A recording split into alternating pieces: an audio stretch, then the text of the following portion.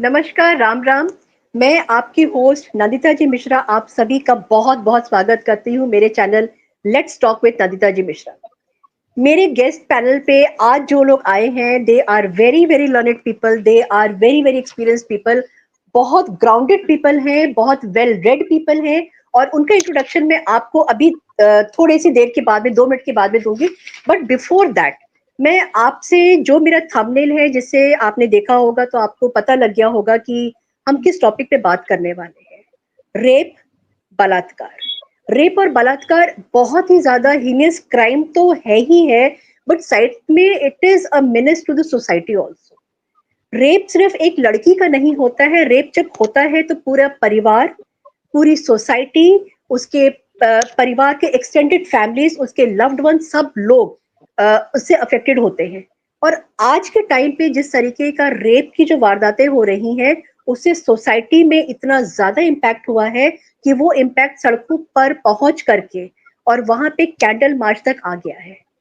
पर क्या candle march ही enough है? क्या उतना ही करना बहुत ज्यादा है कि उसके आगे भी कुछ होना चाहिए? अब की बार पीएम मोदी ने 15 अगस्त को जो अपनी स्पीच दी थी उस पे उन्होंने बहुत क्लियर बोला था कि रेप का जो विक्टिम होता है या रेप जो होता है उसके बारे में तो हम सब लोग सबको बताते हैं, बट जो पनिशमेंट होती है, क्या पनिशमेंट मिली है, कितनी जल्दी पनिशमेंट मिली है, वो और लोगों तक वो चीज नहीं पहुंचती है। और इसकी वजह से क्या होता है कि लोगों में डर भी नहीं आता है। और एक हमारे हिंदू सनातन में एक कहावत है कि भय बिन होय न प्रीति। तो जब भय नहीं होता है तो हम भगवान की पूजा भी तब नहीं करते हैं, क्योंकि हम जब किसी प्रॉब्लम में होते हैं तो हम कहते हैं अच्छा हम ये अक्षर चढ़ा देते हैं, हम इस तरीके से हाथ जोड़ लेते हैं, हम इस समय दिया जला देते हैं, बहुत सारी चीजें हम लोग करते हैं। क्यों? क्योंकि हमारे अंदर भय होता है कि अगर हमने ये काम नहीं किया तो शायद हमारी मनोकामना पूरी नहीं होगी। तो अगर भगवान के साथ हम ये बात कह सकते हैं तो क्या इंसानों के बीच में नहीं होना चाहिए? आज इंसान जो है वो हैवान होता चला जा रहा है। इतनी न्यूज, इतनी खबरें आती हैं कि बिल्कुल दिमाग घूम जाता है। हम लोग जो सोशल मीडिया पे एक्टिव रहते हैं, हम लोग जो सोशल मीडिया पे बहुत ज्यादा अवेयर हैं, हम लोग आप लोगों से, बहुत सारे लोगों से बहुत कुछ ज्यादा जानते हैं। और हमारा दिमाग जब घूम जाता है तो ये लगता है कि हम लोग कहाँ जाए। मन करता है ब्रेक ले ले सोशल मीडिया से, मगर वो भी नहीं हो पाता है क्योंकि we all are very aware people. और इसी के साथ में मैं आपके सामने अपने गेस्ट जो बहुत लर्नेड, बहुत ग्राउंडेड हैं, बहुत वेलेड लोग हैं, मैं उनसे आपका इंट्रोडक्शन कराना चाहूंगी। सबसे पहले अमिता सचदेवा जी, जो आपके सामने रेड कलर की ड्रेस में है, और आप सुप्रीम कोर्ट की लॉयर हैं और साथ में आप हाई कोर्ट में भी प्रैक्टिस करती हैं। और अमिता जी से हम वो चीजों के बारे में आज जानने की कोशिश करेंगे जो हमारी प्रेजेंट जुडिशरी के साथ पे जुड़ा हुआ है। फिर उसके बाद में मेरे पास में सेकंड गेस्ट जो है मेरी, वो है कृतिका खत्री जी।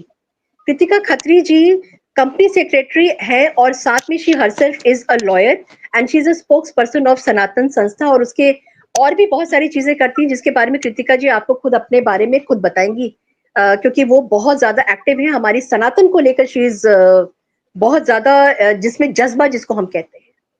फिर हमारे साथ में है हरबीर सिंह सूरी जी। हरबीर सिंह सूरी जी आरएसएस के स्वयं सेवक हैं और बीजेपी के कार्यकर्ता हैं फॉर पास्ट 40 इयर्स। 40 डिकेट्स के साथ में वो भाजपा से जुड़े हैं, आरएसएस के स्वयं सेवक है। बहुत ज्यादा नॉलेज रखते हैं, अपने आसपास का जो एटमॉस्फेयर है, अपने आसपास के लोगों के साथ में उनका इंटरेक्शन होता है। और सबसे बड़ी बात जो मुझे बहुत ज्यादा अट्रैक्ट करती है, बहुत ज्यादा अच्छी लगती है, कि he is being followed by our PM Shri Narendra Modi ji. आप सभी लोगों का मेरे channel let's talk with Nandita Mishra पर बहुत बहुत स्वागत है। धन्यवाद। Now I am giving the stage to Amita ji, क्योंकि मैं अमिता जी से बात करना शुरू करूंगी। अमिता जी, आप बिल्कुल कोर जुडिशरी में हैं। आप सुप्रीम कोर्ट पे प्रैक्टिस करती हैं, हाई कोर्ट में भी प्रैक्टिस करती हैं, और आपने बहुत सारा काम किया है सोसाइटी को भी लेकर के। बहुत सारी चीजें आपने की है जिसकी आपके एक्शन की वजह से समाज में बहुत सारे चेंजेस भी आए हैं। तो मैं जानना चाहूंगी कि जो रेप हुआ है, जो रेप निर्भया का हुआ, निर्भया के बाद में अभया का, फिर कन्नौज में, उसके बाद में अयोध्या में जो रेप्स हो रहे हैं, इन सब चीजों को लेकर लोगों में डर क्यों नहीं है? क्या हमारी जुडिशरी इस चीज को कैसे देखती है, इतना डिले क्यों करती चली जाती है जब वो सामने सामने हम देख रहे हैं कि इतना बड़ा क्राइम हो रहा है। अच्छा, एंड माइंड इट, रेप सिर्फ जो है लड़कियों का ही नहीं, लड़कों का भी होता है।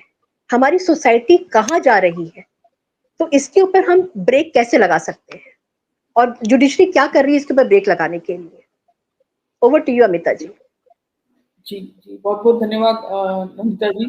ये जो आज का विषय आपने लिया, बलात्कार और आज की न्याय व्यवस्था, तो मैं सबसे पहले जो अभी अजमेर रेप स्कैंडल में 20 अगस्त 2024 को एक फैसला आया जिसमें 6 एक्यूज्ड उनको कन्विक्ट किया गया, उनको आजीवन कारावास की सजा दी गई।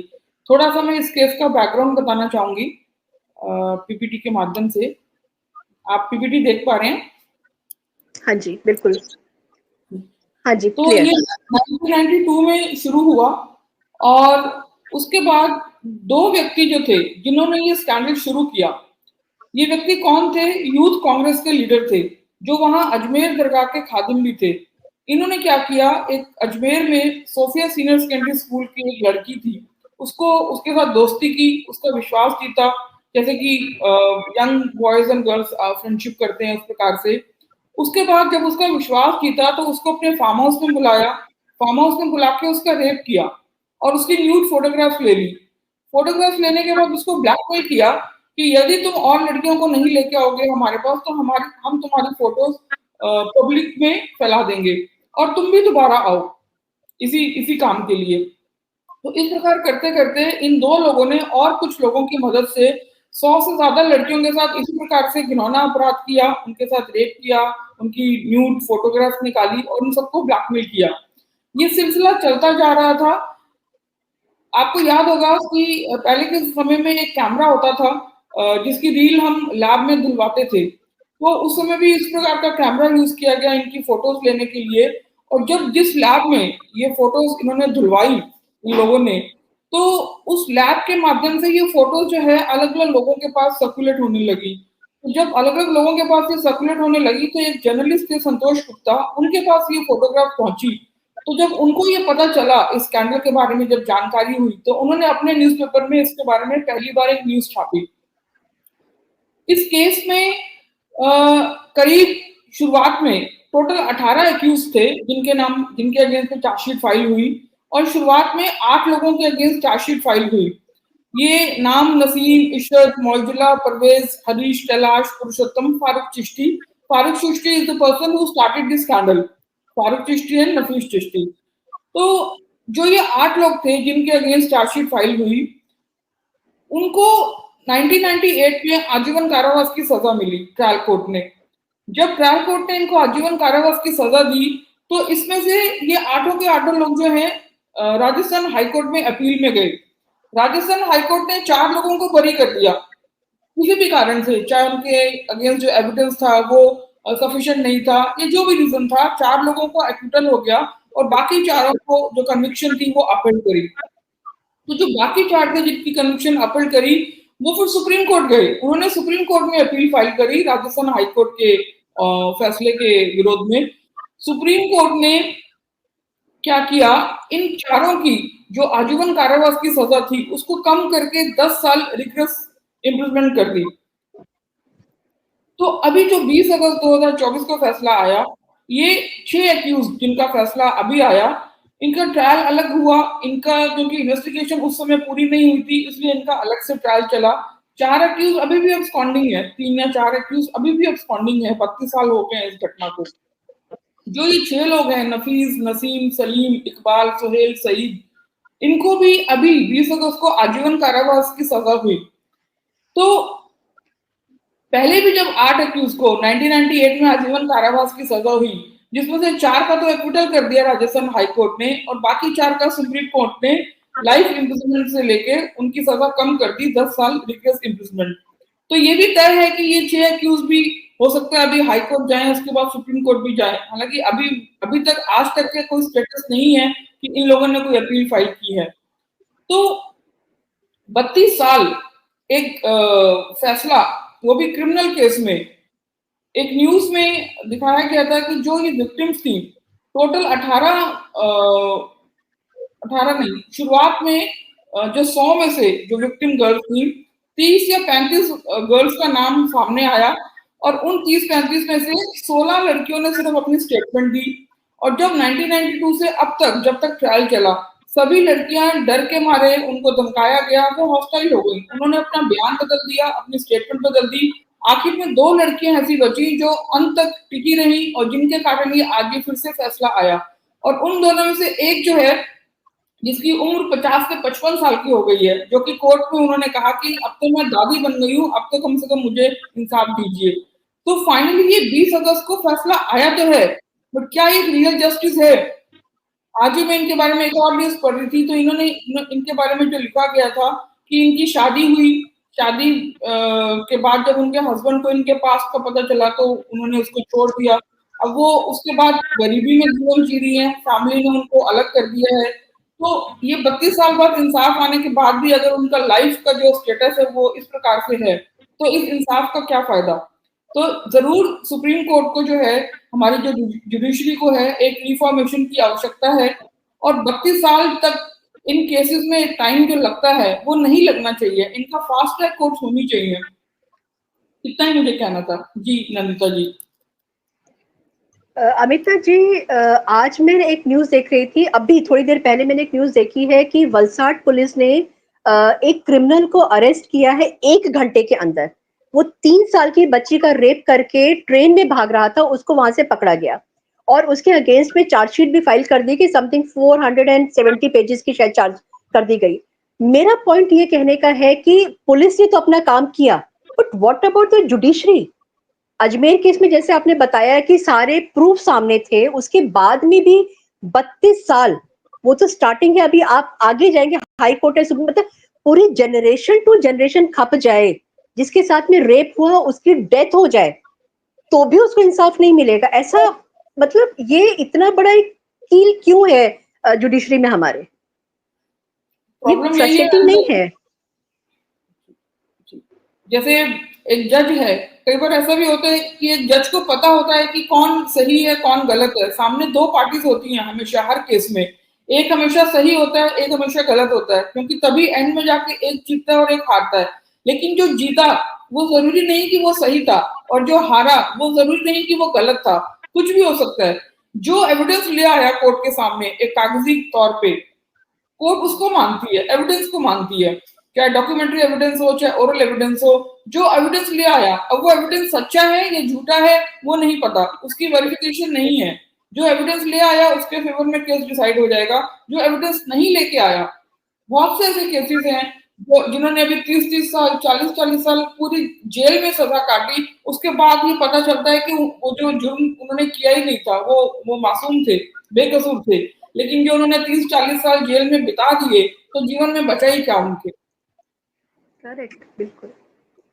कृतिका जी के पास जाने से पहले सूरी जी, मैं आपसे बोलूंगी कि आप कुछ इसमें ऐड करना चाहेंगे जो फास्ट ट्रैक कोर्ट के बारे में अभी अमिता जी ने बोला है, क्या वो सच में फिजिबल है या आपको होता हुआ दिखता है, या आप सोसाइटी में जैसे लोगों से बात करते हैं, या आप कुछ अमिता जी से इस बारे में बात करना चाहेंगे? धन्यवाद नंदिता जी, बहुत अच्छा बोला अमिता जी ने और बहुत अच्छे वैलिड पॉइंट्स हैं। लेकिन मैं सिर्फ एक सामाजिक दृष्टिकोण से ये बता सकता हूँ कि justice delayed is justice denied, ये एक बहुत पुरानी बात है, कहावत है। फास्ट ट्रैक कोर्ट्स बहुत जरूरी हैं और फास्ट ट्रैक कोर्ट्स इसलिए भी जरूरी हैं कि फास्ट ट्रैक कोर्ट्स एक बार हों और वहां पे निर्णय व्यवस्था हो, निर्णय प्रणाली जो है व्यवस्था कानूनी हो, और जजेस जो हैं उन पे बैठे नहीं, क्योंकि जजेस के ऊपर भी कुछ एक दायित्व होना चाहिए रिस्पॉन्सिबिलिटी का कि ये टाइम बाउंड फ्रेम में काम करें, तभी तो वो जो भी डिसीजन लेंगे तो वो एक डेटरेंट के हिसाब से समाज में ये एक मैसेज जाता है कि यस, अगर ये करेंगे तो इसकी ये सजा है। क्योंकि public memory so short that अगर 32 साल जैसे इन्होंने बताया वो राजस्थान वाला, अजमेर वाला, तो 32 साल में तो दुनिया कहाँ की कहाँ हो जाएगी, लोगों को पता ही नहीं चलता और लोग भूल जाते हैं। 32 साल क्या, मैं तो 32 महीने कहूंगा, बहुत ज्यादा समय है। इन चीजों के लिए फास्ट ट्रैक कोर्ट्स जो है वो 6-8 महीने या within 1 year frame they have to do it. Government को इस डायरेक्शन में न्याय व्यवस्था के लिए कुछ ना कुछ जरूर करना चाहिए। ये भी भारतीय न्याय संहिता जो एक नया लाए तो हैं, लेकिन जो हमारी जुडिशरी है वो आज भी ब्रिटिश टाइम की चल रही है। उनका माइंडसेट चेंज करना जरूरी है। ये क्यों वेकेशन पे जाते हैं बताइए? इनको ये क्या स्कूल में बच्चे पढ़ रहे हैं क्या जो मिलॉर्ड हैं? इनको why do they need vacation? They have to work. There are crores and crores of cases piled up. And these people are answerable. उनका कोई जवाब नहीं है, बस ऑर्डर देने के लिए हैं। स्टेट बैंक को बोलेंगे जल्दी से हमको 24 घंटे में वो लिस्ट दो, किसने डोनर दिया है, पैसा दिया है, वो जो अभी उसमें था इलेक्शन फंडिंग वाले केस में।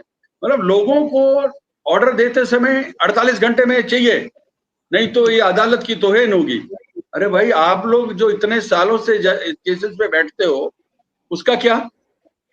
आपके खिलाफ क्यों एक्शन नहीं लिया जाना चाहिए? पब्लिक इस बात से बहुत गुस्से में है। मैं ये कहूंगा कि people don't like this. Judiciary has to be revamped. Amita ji मेरी बात से सहमत है या नहीं मैं नहीं जानता। She being a lawyer, she must be knowing what are the restrictions, what prevents judiciary from being hyperactive or proactive.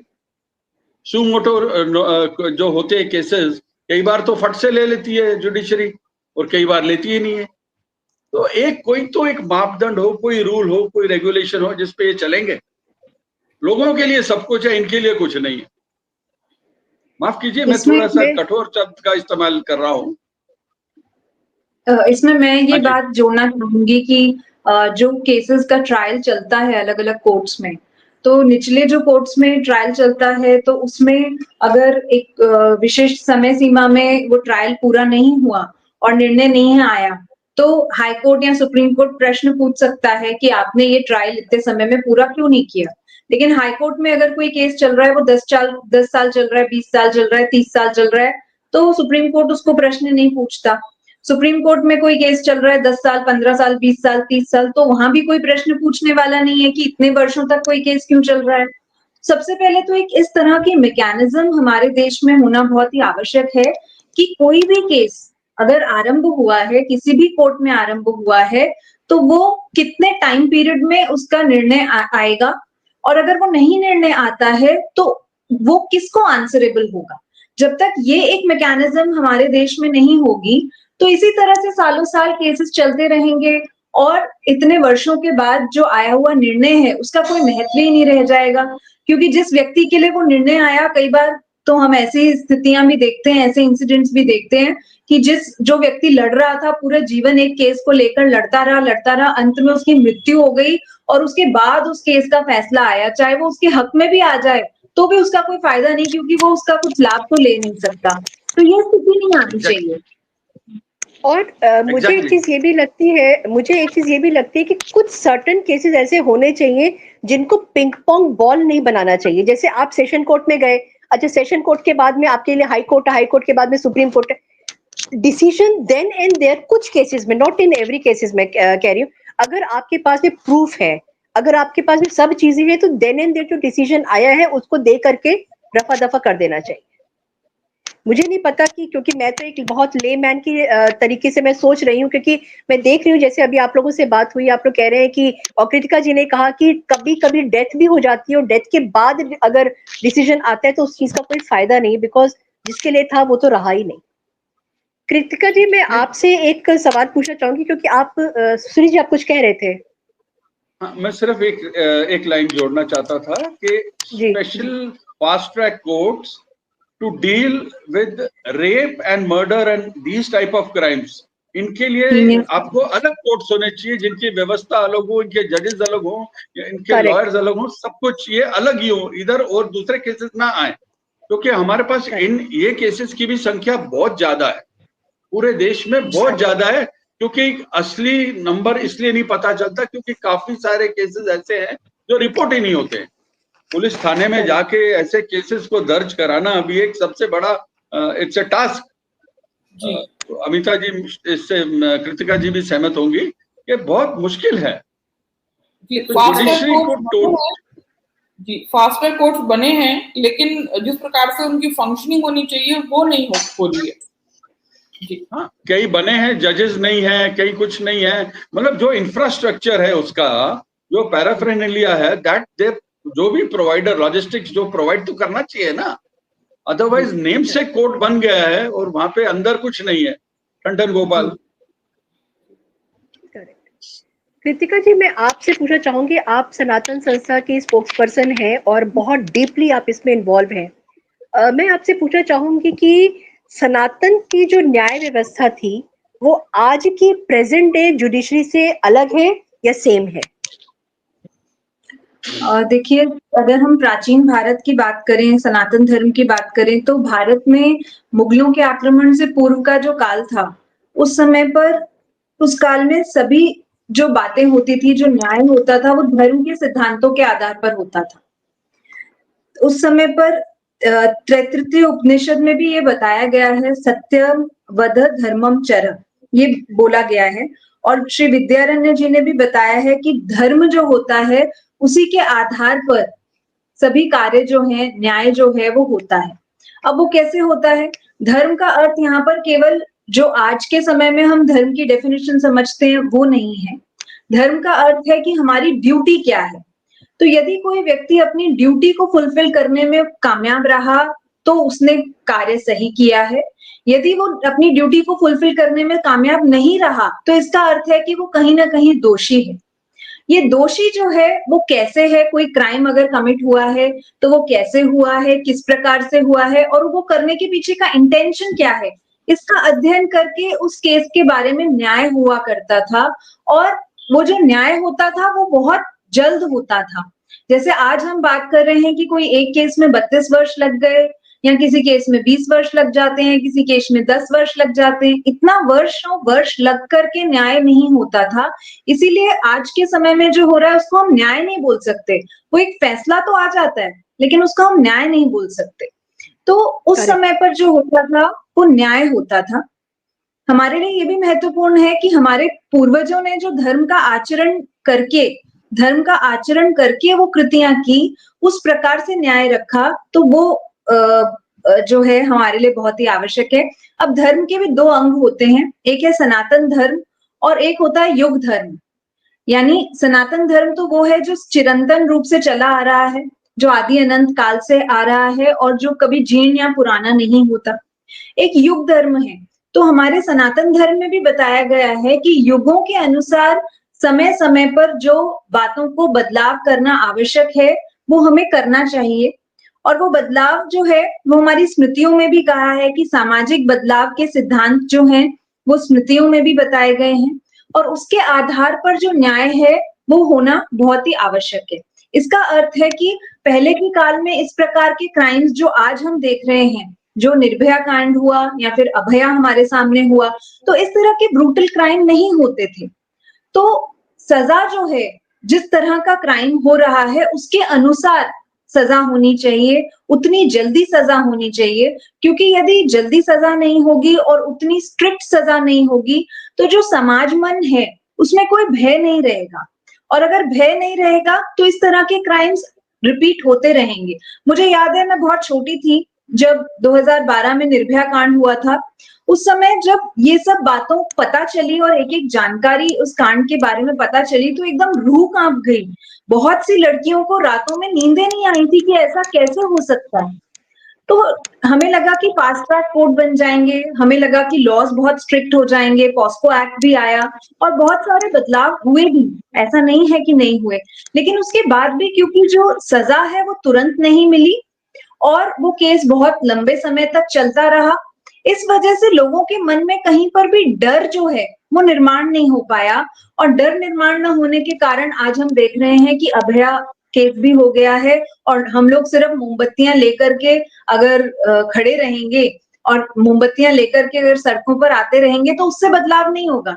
बदलाव हमें स्वयं में भी करना है और इस व्यवस्था में भी हमें ये एक प्रेशर निर्माण करने का प्रयास करना है कि जस्टिस जो है वो तुरंत ही होना चाहिए। ये बहुत ही आवश्यक है और ये इसलिए भी आवश्यक है, मैं आपको एक हाल ही का उदाहरण देना चाहूंगी। मेरे ख्याल से महाराष्ट्र में नागपुर जिला है या और कोई है, मैं नाम एग्जैक्टली मुझे ध्यान नहीं आ रहा। एक व्यक्ति था, उसने 1 रेप किया, 2 रेप किए, 3 रेप किए, एक एक करते करते उसने 40 रेप किए और उसका जो मुकदमा था वो चलता रहा। अब जितनी भी महिलाएं थी वहां की, उनमें इतना रोष पैदा हो गया कि आए दिन इस व्यक्ति का मन करता है ये उस लड़की का उठा करके उसके साथ में अत्याचार कर देता है, उसका रेप कर देता है। तो जैसे ही वो कोर्ट से बाहर आया, सारी महिलाओं ने मिलकर उसको इतना पीटा कि उसकी on the spot he death हो गई। तो आज हमारे देश की ये स्थिति ना हो जाए कि जो क्रिमिनल्स हैं उनका ये हाल करना पड़े जनता को, ये स्थिति ना हो जाए। ये हमारे प्रशासन की और हमारी जुडिशरी की ये जिम्मेदारी है कि जस्टिस जो है वो समय पर होना चाहिए ताकि इस तरह की स्थितियां ना आए, क्योंकि फिर जो हमारी महिलाएं हैं, हमारी बहनें हैं, हमारी बेटियां हैं, वो मजबूर हो जाएंगी, क्योंकि हमारे लिए अपना रक्षण करना, अपनी आबरू का रक्षण करना, ये तो सबसे ज्यादा महत्वपूर्ण है ना। तो यदि वो ही नहीं हो पाएगा तो इस देश की व्यवस्था किस प्रकार से चल पाएगी। बिल्कुल। और एक चीज बहुत पिंच करती है कि जो एक अमिता जी, ये आपसे पॉइंटेड है ये वाला मेरा क्वेश्चन। जुवेनाइल की जो एज है वो उसको लेकर के बहुत बड़ा गेम खेला जाता है। अगर एक दिन भी बाकी है एडल्ट होने में तो उसको सिलाई मशीन दे दी जाती है और वो रेपिस्ट इस समय कहाँ है कोई नहीं जानता है। तो इस तरीके की सजा जो है, आपको लगता है कि ये फिजिबल है या ये सच में ऐसा एक नजीर पेश करती है सोसाइटी में, जब हमारी जुडिशरी इस तरीके की जजमेंट दे देती है? रेप करते टाइम तो वो 18 साल उसका अगर दिमाग था तो 18 से ऊपर ही रहा होगा ना, तभी तो उसको समझ में आया कि रेप मुझे करना है। और रेप के बाद में एक दिन भी उसके अगर कम रह गए तो उसको सिलाई मशीन दे दी जाती है। जी जी नंदिता जी, ये एक बहुत ही खेद का विषय है कि वो कहते हैं लॉ बनता है यूज करने के लिए, लेकिन उसका होता है ज्यादा मिसयूज। प्रॉब्लम यहाँ पर आती है। जैसे एक छोटा सा एग्जांपल मैं और बताना चाहूंगी। अभी हरिद्वार में हमारे जो पवित्र घाट होते हैं जहाँ पे महिलाएं और बच्चे सब स्नान करते हैं, वो हमारा हिंदुओं का एक रिचुअल है। तो जब हमारे ये नोटिस में आया कि वहां पे जो महिलाएं या जो भी स्नान कर रहे हैं उनकी वीडियोस बन रही हैं, अनऑथराइज्ड वीडियोस बन रही हैं, बिना उनकी कंसेंट के वीडियोस बन रही हैं, और वो बन ही नहीं रही हैं, यूट्यूब पे पब्लिश भी हो रही हैं और अनेक मात्रा में हो रही हैं, कोई नंबर नहीं है, 500 600 700 1000। और उन वीडियोस में जो कमेंट्स हैं वो इतने वल्गर कमेंट्स हैं कि वो पढ़ने में भी नहीं आते कि क्या उनकी मानसिकता है वही झलकती है। तो जब ये विषय हमारे सामने आया तो मैंने दिल्ली हाई कोर्ट में एक PIL फाइल करी। उसमें जब मैंने ये कोर्ट को बताया कि इस प्रकार की जो अनऑथराइज्ड वीडियोस हैं वो यूट्यूब पे पब्लिश हो रही हैं, तो कोर्ट का ये कहना था, honourable chief justice of Delhi high court, उन्होंने ये कहा कि आप जो है प्रॉपर मैकेनिज्म फॉलो करके नहीं आए, आप सीधा हमारे पास आ गए। एक IT रूल्स हैं, IT इंटरमीडिएट गाइडलाइंस हैं, 2021 में मिनिस्ट्री ऑफ IT ने ये गाइडलाइंस निकाली थी for the functioning of social media intermediate.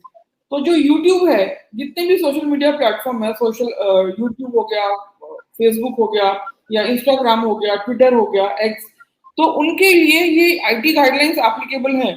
तो इन IT गाइडलाइंस के हिसाब से जो रूल 3.1 है इन गाइडलाइंस का, वो ये कहता है कि अगर आपको किसी भी सोशल मीडिया प्लेटफॉर्म पे कोई उसके कंटेंट से या उसका कोई चैनल ID से कुछ भी ग्रीवेंस है, तो आप उसके ग्रीवेंस ऑफिसर को लिखिए और ग्रीवेंस ऑफिसर 15 दिन में आपकी कंप्लेंट रिजॉल्व करेगा। अगर आप ग्रीवेंस ऑफिसर की जो रेजोल्यूशन है उससे सेटिस्फाइड नहीं है तो एक ग्रीवेंस अपीलेट कमेटी है, आप वहां पे जाएंगे ग्रीवेंस ऑफिसर के जो डिसीजन है उसको चैलेंज करने के लिए। फिर ग्रीवेंस अपीलेट कमेटी को 30 डेज की टाइमलाइन होती है। अगर ग्रीवेंस अपीलेट कमेटी भी आपका जो ग्रीवेंस है वो रिजॉल्व नहीं करती, तब आप कोर्ट जा सकते हैं। तो कोर्ट ने मुझे यही कहा कि आप ये पूरा मैकेनिज्म फॉलो करो। मैंने रिक्वेस्ट भी की कि ये जो है 2-3 वीडियोस का जो है बात नहीं है, ये हजारों वीडियोस की बात है।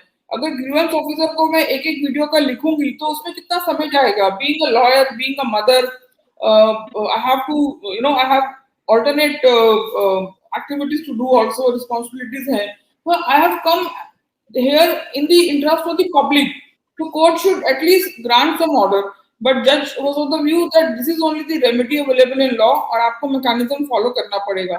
तो मेरी petition ये उस दिन dispose of हो गई उसके बाद जैसे जज साहब ने कहा तो मैंने यूट्यूब के ग्रीवेंस ऑफिसर को लिखा और एक एक्सेल फाइल बना के उनको दी जिसमें करीब 589 वीडियोस थी और 33 चैनल्स थे जो रिपोर्ट किए।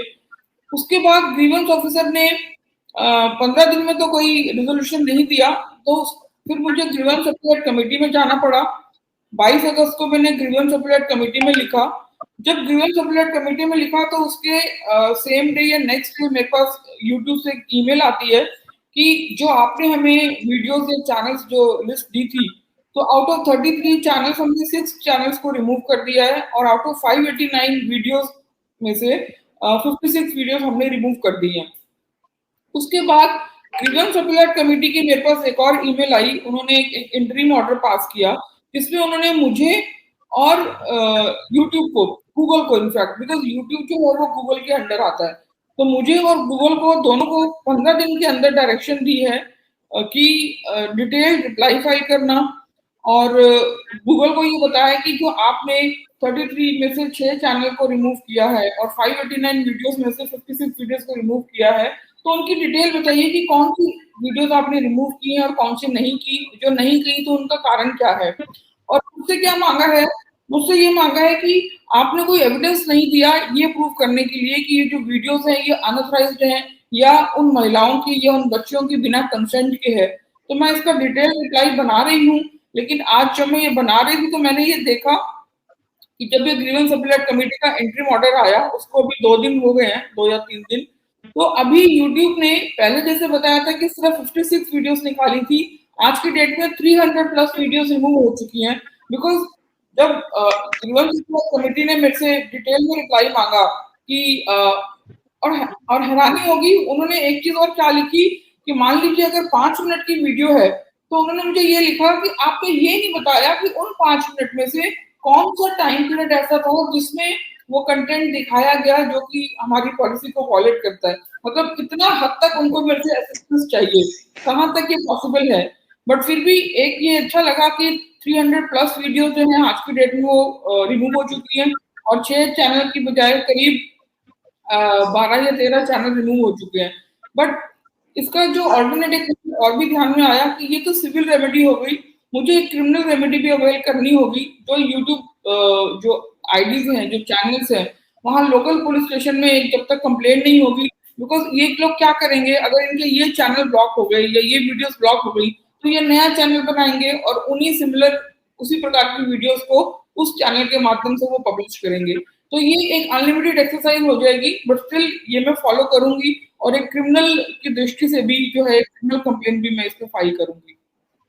तो ये एक जो मैकेनिज्म जी, जैसे अब अमिता जी एक second, I just want to share one thing with the viewers.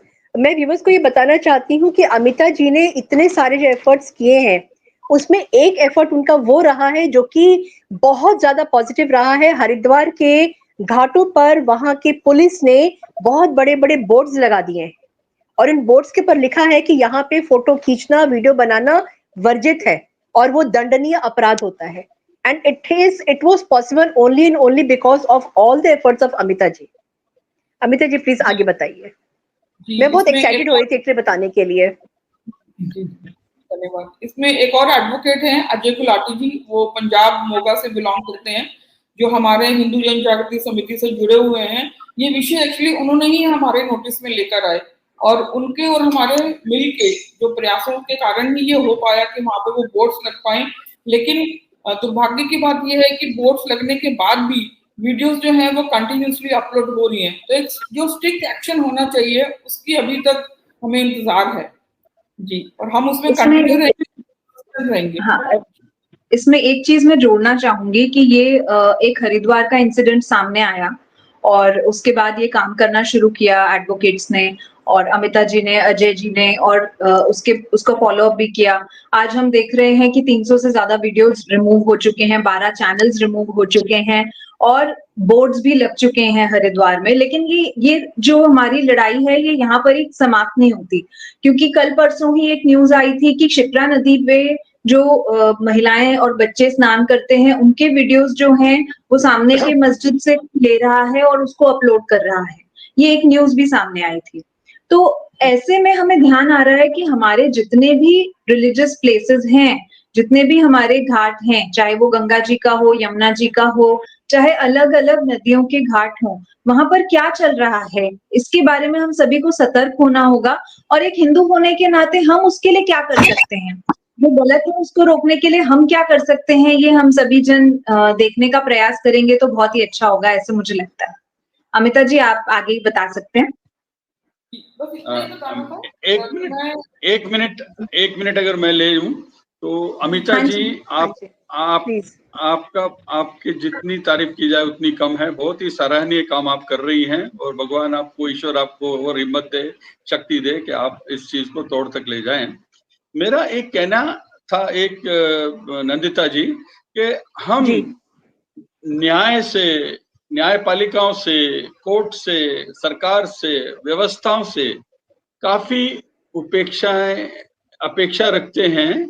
Sorry अगर मेरी हिंदी का वर्ड गलत हो, तो काफी एक्सपेक्टेशन रखते हैं। तो मेरा कहने का मतलब ये था कि हम अपने घर में, जिसको बोलते हैं कि चैरिटी बिगिंस एट होम, और प्रधानमंत्री मोदी जी ने भी 15 अगस्त को शायद 2014 में ही ये लाल किले से कहा था कि हम अपनी बच्चियों को तो डूज एंड डोंट्स बहुत समझाते हैं, ये नहीं करना, वो नहीं करना, ये नहीं पहनना, वहां नहीं जाना, कितने बजे घर आओगी, सब कुछ सब वो करते हैं। बच्चियों के फ्रेंड्स कौन से हैं वो भी हमें पता होते हैं, लेकिन बच्चों के बारे में क्या, बेटों के बारे में क्या? क्योंकि आफ्टर ऑल जहां रेप होता है या जहां पर भी ये दुष्ट कर्म होता है, तो कोई ना कोई तो एक मेल फीमेल है ना। तो बिल्कुल। हम अपने बच्चों को कभी नहीं पूछते, लड़कों को खास करके, कि भाई तू कितने बजे आएगा, इतनी लेट आया है तो कहाँ था अभी तक, किधर था, you know. But we have dual मापदंड हमारे हैं, एक डबल स्टैंडर्ड्स रखे हुए हैं। तो हमको कहीं ना कहीं अपने फैमिलीज में, अपने सोच विचार में, अपने बच्चों की अपब्रिंगिंग में ये लाना है फर्क, ताकि वो भी जागरूक हो सके और हर चीज का उनको पता हो। बाकी जी, आप जो बिल्कुल। सनातन धर्म के साथ न्यायपालिका, न्याय व्यवस्था उस वक्त थी, और आज जो न्यायपालिका हैं, ये तो मुझे कहने में कोई हिचकिचाहट नहीं होगी कि 1947 आजादी के बाद हमारे न्याय व्यवस्था जो है वो तकरीबन एथिस्ट के हाथ में है, क्योंकि ज्यादा कम्युनिस्ट माइंडेड पीपल हैं, they don't believe in God. तभी तो आपने देखा होगा कि हाल ही में पिछले 2-4-5 सालों में कितने लोग हैं जो सनातन धर्म को गाली देते हैं कि ये डेंगू है, ये कीड़ा है, ये फलाना है, ये डिगाना है। न्यायपालिका ने कोई एक्शन लिया उन पे? कोई कंप्लेंट्स गई तो उनको सब बरी हो गए, क्योंकि उनकी सोच विचार, they also have the same thought process. Please don't mind me saying this Kritika ji. तो ये कहीं ना कहीं बहुत कुछ काम करना बाकी है, और काम हम ही लोगों को करना है, समाज को करना है। हम जी, एकजुट बिल्कुल। हो जाएंगे तो एक क्या है जो हम नहीं कर सकते। लेकिन सॉरी अगेन, जजेस अपॉइंटिंग जजेस, मतलब किसी कंट्री में ऐसा है कि जो ऐसा कोलिजियन सिस्टम है कि जज ही जज को अपॉइंट करता है?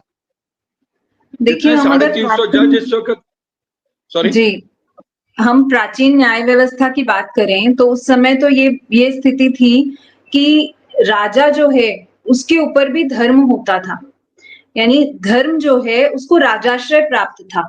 अगर राजा से कोई भी चूक हो जाएगी, कोई भी प्रजा के हित में कार्य नहीं हुआ और प्रजा के हित के लिए उन्होंने प्रॉमिस तो किया है कि प्रजा के हित में काम करेंगे, लेकिन अगर वो प्रजा का रक्षण नहीं कर पाए, उनके हित में काम नहीं कर पाए, तो जो सजा एक नॉर्मल व्यक्ति को मिलती है राज्य में, उससे कई गुना ज्यादा सजा राजा को मिलती थी।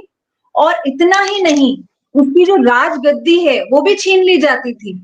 ये स्थिति हमारी प्राचीन न्याय व्यवस्था की होती थी। और आज की यदि हम बात करें तो जैसे सूर्य जी ने कहा कि जजेस ही जजेस को अपॉइंट कर रहे हैं और कोलेजियम सिस्टम जो है, तो उसमें तो क्या हो रहा है वो हमें पता नहीं। पहले की प्राचीन न्याय व्यवस्था में ये होता था कि इम्पार्शियली वो लोग निर्णय देते थे, इम्पार्शियलिटी होती थी, इंडिपेंडेंटली न्यायाधीश काम करते थे, वो धर्म के आधार पर काम करते थे, यानी जो उनकी ड्यूटी है वो केवल उस ड्यूटी की तरह काम करते थे। आज के समय में तो ये है कि अगर कोई मेरे से रिलेटेड है कोई केस, तो उसे तो मुझे सुनने का भी अधिकार नहीं है न्याय के अनुसार, तो लॉ के अनुसार उस केस को मुझे ये क्लियरली बोलना है कि this should not be heard before me, I am not entitled to hear this case. लेकिन आज ऐसा नहीं होता है, जो मुझसे रिलेटेड है जजेस वो ऐसा करते हैं कि जो उनसे रिलेटेड है वो वाले केसेस भी सुन लेते हैं, उसमें भी वो लोग जजमेंट दे देते हैं। तो ये कहाँ तक सही है? तो आज हमारे लिए क्या आवश्यक है कि जो हमारी स्वयं की इंडिजिनियस जो न्याय व्यवस्था थी, हमारी सनातनी न्याय व्यवस्था थी, उसका अध्ययन हो और उसके प्रिंसिपल्स के आधार पर एक इम्पार्शियल न्याय व्यवस्था हो जो कि फास्ट हो। ये आज मुझे लगता है कि समय की आवश्यकता है।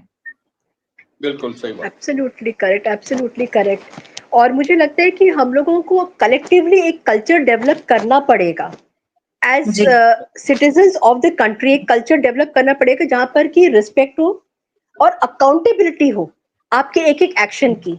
अगर किसी लड़की ने छोटे कपड़े पहने हैं वो गलत है, या जो उसको देख करके गलत आइडियाज लेकर के आ रहा है उसकी नीयत खराब है। तो हमको एक अकाउंटेबिलिटी सेट जरूर करनी पड़ेगी। और जैसे कि सूर्य जी ने कहा कि लड़कियां, उनके ऊपर तो बहुत सारे जैमर्स और उनके ऊपर बहुत सारे रिस्ट्रिक्शंस होते हैं, लेकिन हमको अपने लड़कों को भी इस चीज को लेकर के बताना पड़ेगा कि भाई वो लड़की जो है she is not an object. और जिस तरीके के रेप इस समय एकदम विभत्स रूप में चले गए हैं वो बहुत ज्यादा फ्राइटनिंग है। और उसके लिए हमको सजा दिलाना, बहुत जल्दी सजा दिलाना, और ऐसी सजा दिलाना कि दूसरा डरे कुछ भी करने से पहले। तो हमको ये काम करना पड़ेगा। और उसके लिए अमिता जी आप हैं और कृतिका जी आप हैं। आप लोग अपने डायरेक्शन में अपने लेवल पे जो कर रहे हैं वो, उसके लिए आप लोगों को बहुत बहुत साधुवाद, क्योंकि इतना आगे बढ़ करके सोसाइटी में चीजों को लेकर के आना और एक्शन लेना, सिर्फ बातें नहीं करना, एक्शन भी लेना, वो बहुत बड़ी बात है। थैंक यू मुझे सो इसमें मच एक एवरीबॉडी। जी जी एक ही चीज मैं जोड़ना चाह रही थी इसमें कि जैसे हम बोलते हैं कि हम अपने बच्चों को, चाहे लड़की हो चाहे लड़का हो, उन दोनों की अपब्रिंगिंग में ध्यान दें। तो आज जो हम सोच रहे हैं कि छोटे कपड़े पहनना ही केवल एक मॉडर्न होना है, ये हम एक तरीके का विमेन एम्पावरमेंट या ये विमेन मॉडर्नाइजेशन जो कहते हैं, तो ये आज हमें समझने की आवश्यकता है कि केवल किस प्रकार के वस्त्र मैं पहनूं, वो वस्त्र जो है वो मेरी पहचान नहीं है, या केवल छोटे कपड़े पहन लेने से मैं मॉडर्न हो जाऊंगी, ऐसा नहीं है। क्योंकि विमेन एम्पावरमेंट तो ये होता है कि जो सनातन संस्कृति है वो त्याग की संस्कृति है। और यहाँ पर महिलाएं जो हैं उन्होंने हमारे वेदों में भी बताया गया है कि पूरे नगरों का नेतृत्व किया है, अपने दूसरों के लिए उन्होंने त्याग किया है। और एक कहानी मुझे हाड़ा रानी की याद आती है, जिनके लिए उनकी नई नई विवाह हुआ था नया, और उनके जो पति हैं वो लड़ने के लिए गए थे। तो जब वो लड़ने के लिए गए और ये यहाँ अपने महल में थी, तो रानी थी महल में थी और बार बार उसको पत्र लिखते थे कि मुझे तुम्हारी बहुत याद आती है, हमारा अभी विवाह हुआ और मुझे लड़ने के लिए सीमा पर जाना पड़ा। तो उन्होंने अपनी दासी को बुलाया, अपना सर कटवा दिया और पहले ही एक लेटर लिख दिया था कि अगर मेरी याद आती है तो ये सर रख लो अपने पास, अभी तुम देश के लिए, धर्म के लिए लड़ने के लिए गए हो तो तुम लड़ने पर ध्यान दो, मेरा स्मरण मत करो, ये मेरा सर रखो। तो अपना सर ही काट कर भेज दिया था। तो ये हमारी संस्कृति है कि जहां धर्म और जहां हमारा देश आता है तो वो ही सबसे पहले आता है, हम स्वयं को पीछे रखते हैं। तो कहाँ ये विमेन एम्पावरमेंट है और कहाँ आजकल की महिलाएं हैं जो सिर्फ ब्यूटी पार्लर्स में जाकर या छोटे कपड़े पहनकर या एक अच्छी सारी, बहुत सारी इंस्टाग्राम रील्स बना करके अपने आप को बहुत एम्पावर्ड फील करती हैं। तो ये फीलिंग एम्पावरमेंट है या क्या है, ये हमें सोचने की आवश्यकता है। तो आज आवश्यक है कि हम अपने बच्चों को अच्छे संस्कार दें, चाहे वो लड़कियां हों चाहे वो लड़के हों, उनकी अपब्रिंगिंग ऐसी करें कि वो दूसरे को रिस्पेक्ट से देख पाएं और इस तरह की जो एक्टिविटीज हैं उसमें ना जाएं। ये हम सभी की जिम्मेदारी है। इतना ही कहकर मैं अपनी वाणी को विराम दूंगी और आपका बहुत बहुत आभार कि आपने यहाँ पर आमंत्रित किया और आप सभी के साथ ये वार्तालाप का अवसर दिया। एक मिनट, मैं बहुत नंदिता जी। ऑनर्ड हूँ। हाँ जी हाँ जी हाँ जी। बोलना चाहूंगी, जैसे अभी आपने कहा कि अपने बच्चों को शिक्षा देनी चाहिए, तो मैं इस मामले में अपने आप को बहुत ही भाग्यशाली समझती हूँ कि मैं सनातन संस्था और हिंदू जनजागृति समिति से जुड़ी हूँ। इनका एक मॉर्निंग में सुबह 7 से 7:30 आधे घंटे का सत्संग होता है, तो उसमें मेरी बेटी रेगुलर जुड़ती है, उसमें सेवा भी करती है। और उस सत्संग की खास बात क्या है कि उसमें यंगस्टर्स ही जुड़ते हैं, वो सत्संग लेते भी हैं और सुनते भी हैं। तो जब सत्संग लेते हैं तो उसके लिए वो पढ़ते भी हैं कि क्या लेना है, वो उनके अंतर्मन तक जाता भी है। तो आज जो मेरी बेटी है अभी 11th में है, लेकिन उसको काफी समय से वो जुड़ी हुई है संस्था से। उसको ये पता है कि किस प्रकार से मुझे अपनी लाइफ में जीना है, क्या सही है क्या गलत है। कि मुझे आफ्ताब, जिसने 2022 में मर्डर किया था हिंदू लड़की का, साहिल जिसने साक्षी का मर्डर किया था 2023 में, तो किस प्रकार से हमें साहिल और आफ्ताब जैसे लड़कों से दूर रहना है। और वो खुद ही नहीं, अपनी फ्रेंड्स को भी ये बताती है कि किस तरीके से हमें केयरफुल रहना है। तो बेटा और बेटी दोनों ही संस्था के सानिध्य में हैं, तो उसके लिए मैं अपने आप को बहुत सौभाग्यशाली समझती हूँ। बिल्कुल, बहुत प्राइड फील होता है कि हम हिंदू हैं और हम सनातनी हैं। और आज का जो सुनी जी, आप कुछ कह रहे थे शायद बीच में। बस मैं सिर्फ एक बात जो शुरू में प्रारंभ में कहना चाहता था, भूल गया, क्षमा चाहता हूँ। आज भगवान श्री गणेश की चतुर्थी है, तो गणेश चतुर्थी के दिन आपने आज अपने ये चैनल का फिर से शुरुआत की है। आपको बहुत बहुत बधाई। आपके दर्शकों को गणेश चतुर्थी की हार्दिक शुभकामनाएं। और मैं ईश्वर से यही प्रार्थना करूंगा कि भगवान श्री गणेश सब पे कृपा और सबको सद्बुद्धि दें कि हमको सही रास्ते पे चलना है, सही मार्ग पे चलना है, और अपने देश को, जो हमारा जो प्राचीन भारत देश है, इसकी गरिमा को फिर से लौटाना है और उसकी चरम सीमा तक ले जाना। बहुत बहुत धन्यवाद नंदिता जी। मेरे व्यूवर्स को मैं बोलना चाहूंगी कि आज का जो हमारा डिस्कशन रहा है वो आपको कैसा लगा है, वो कमेंट सेक्शन में जरूर बताइएगा, क्योंकि बहुत एनकरेजमेंट मिलता है जब हम इस तरीके के गेस्ट को लेकर के आते हैं और जब वो अपनी बातें अपने तरीके से इतने अच्छे तरीके से समझाते हैं, बताते हैं, कि गर्व होने लगता है कि हाँ, हम भी हिंदू हैं और हम भी सनातनी हैं। मेरे चैनल को लाइक, शेयर और सब्सक्राइब करना मत भूलिएगा और कमेंट सेक्शन में जरूर लिखिएगा आपको हमारा आज का ये प्रोग्राम कैसा लगा। बहुत बहुत धन्यवाद। और अमिता जी, कृतिका जी, हरबीर सिंह सूरी जी, आप लोगों का बहुत बहुत धन्यवाद कि आप लोगों ने अपना इतने बिजी शेड्यूल से टाइम निकाला और मेरे चैनल पे आप लोग आए। Thank you so much. जय श्री राम। धन्यवाद। जय श्री राम।